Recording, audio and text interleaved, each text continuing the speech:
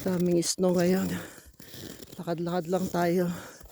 Ilinis ko na yung harapan namin tsaka yung bahay na. Tinanggalan ko na naman ng snow.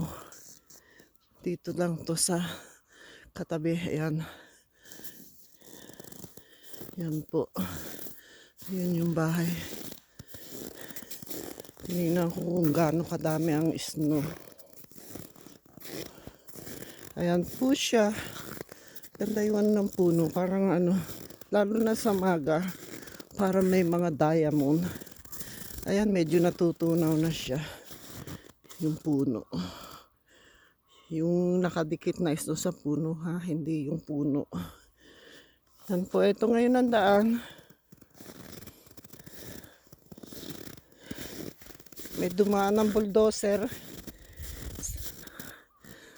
May daanan na. Pero mamaya daw uli. Gabi ata o yugata. Mag-i-snow uli. Or bukas. Nagbago yung Yan.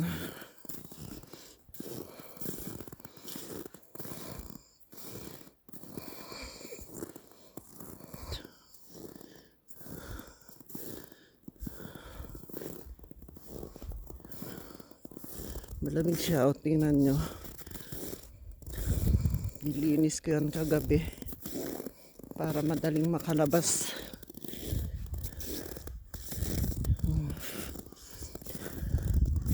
Tinanggal ako na ng snow. Yan. Pero yung niya, front window niya. Oh. Tapos yan, nawawala pa ang araw. Sabi hari daw. Makulimlim na naman. Yung ibang snow, dito ko nilalagay sa gilid. Kasi hindi pwede para may madaanan na yan. Ayan yung gilid ng bahay. Yan ang gilid ng bahay namin. Yan ang snow na tinanggal ko kagabi. Yan. Papunta dyan.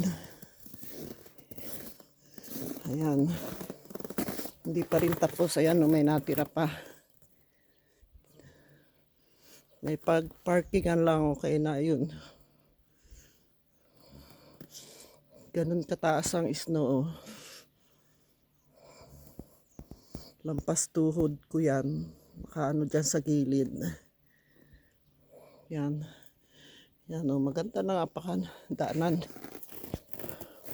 Ito sa kapitbahay ko, maraming snow. Hindi sila nagpapala bundok. Yung pinala nila, yung tao lang ang makakadaan. Dalawang matanda nakatira dyan.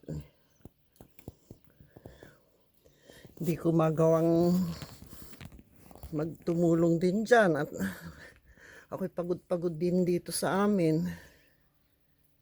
Kung nililipat niya yung kuruma, madadaanan yan ng isang tulak ng bulldozer. Ayan. Ayan, ganyan na nga yung ginawa ko eh. Thank you for watching. Malamig na po. Papasok na ako sa loob ng bahay.